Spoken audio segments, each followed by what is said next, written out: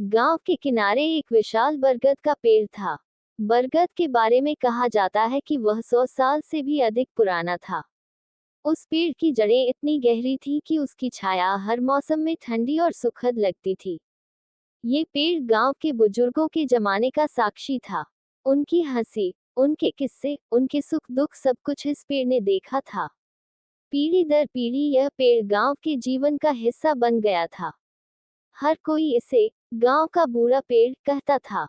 इस बरगद के पेड़ की छांव में बच्चों का झूला झूलना, औरतों का मिट्टी के चूल्हों की कहानियां सुनाना, बुजुर्गों का दोपहर को वहां बैठकर बीड़ी पीना, ये सब उसकी यादों का हिस्सा था। हर तीज त्योहार पर गांव वाले इस पेड़ के नीचे पूजा करते थे। शादी की बारात हो या मरे व्यक्ति का अंतिम संस्कार, इस पेड़ के नीचे आना अनिवार्य माना जाता था। पेड़ ने हर पीढ़ी के उतार चढ़ाव देखे थे। उसने देखा था कि कैसे बच्चे खेलते खेलते बड़े हो जाते हैं और फिर समय के साथ गांव छोड़कर शहर चले जाते हैं। उसने देखा था कि कैसे एक समय पूरा गांव उसके आसपास जमा रहता था, लेकिन धीरे धीरे लोगों की संख्या घटती जा रही थी। उसने ये भी देखा कि अब गांव की नई पीढ़ी उसके पास उतनी नहीं आती, क्योंकि उनकी दुनिया मोबाइल और इंटरनेट तक सीमित हो गई थी। समय बीतने के साथ गांव भी बदलने लगा। गांव के लोग अब खेती से ज्यादा शहर की नौकरियों पर निर्भर हो गए थे।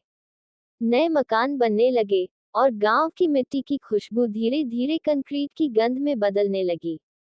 पर बरगद का पेड़ वहीं खड़ा था, अडिग और स्थिर। वह हर सुबह सूरज की पहली किरण का स्वागत करता और हर रात चांदनी में सुकून पाता। लेकिन बदलाव की यह लहर उस बरगद तक भी पहुंच गई। गांव के मुखिया के बेटे ने एक बार अपने दोस्तों के साथ मिलकर तय किया कि उस जगह पर एक बड़ा मकान बनाया जाएगा। बरगद के पेड़ को काटकर वहां एक आलीशान इमारत बनाई जाएगी, जिससे गांव के लोगों को भी शहर जैसा अनुभव मिले। जब ये बात गांव में फैली, तो बूढ़े बरगद के चारों ओर एक अजीब सी खामोशी छा गई। ऐसा लगा जैसे पेड़ को भी इस बात का एहसास हो गया हो कि उसके दिन अब गिने चुने रह गए हैं। वह बरगद जिसने पीढ़ियों को फल, छांव और सुकून दिया था, अब खुद को बचाने में असमर्थ महसूस कर रहा था। गांव के कुछ बुजुर्गों ने इसका विरोध किया। उन्होंने मुखिया से कहा, ये पेड़ हमारे पूर्वजों की निशानी है। इसे काटना हमारे इतिहास को मिटाने जैसा होगा। ये पेड़ हमारी यादें हैं, हमारी संस्कृति है। इसे मत काटो। लेकिन मुखिया ने उनकी एक न सुनी। उसने पेड़ को कटवाने का निर्णय ले लिया। एक दिन पेड़ के कटने की तारीख तय कर दी गई। गांव के कुछ युवाओं ने, जो पेड़ के महत्व को समझते थे, इसका विरोध करना शुरू कर दिया। उन्होंने कहा, ये पेड़ सिर्फ एक पेड़ नहीं है, ये हमारी विरासत है। अगर इसे काट दिया गया, तो हमारे पास अपनी जड़ों से जुड़ने के लिए कुछ भी नहीं बचेगा। लेकिन मुखिया की जिद के आगे कोई भी कुछ नहीं कर पाया। वह दिन आ ही गया जब कुल्हाड़ियां और आरी लेकर मजदूर आए।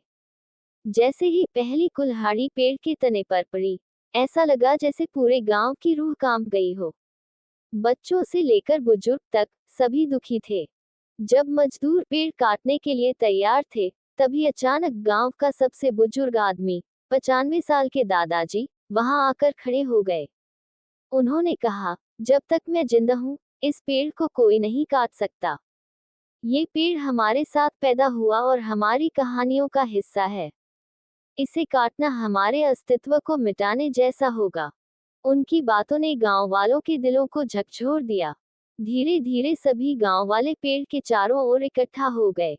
हर किसी ने एक दूसरे का हाथ थाम लिया और पेड़ को बचाने की कसम खाई। मजदूर लौट गए और पेड़ को उस दिन कटने से बचा लिया गया। इसके बाद गांव वालों ने निर्णय लिया कि वे इस बरगद के पेड़ को गांव की धरोहर घोषित करेंगे।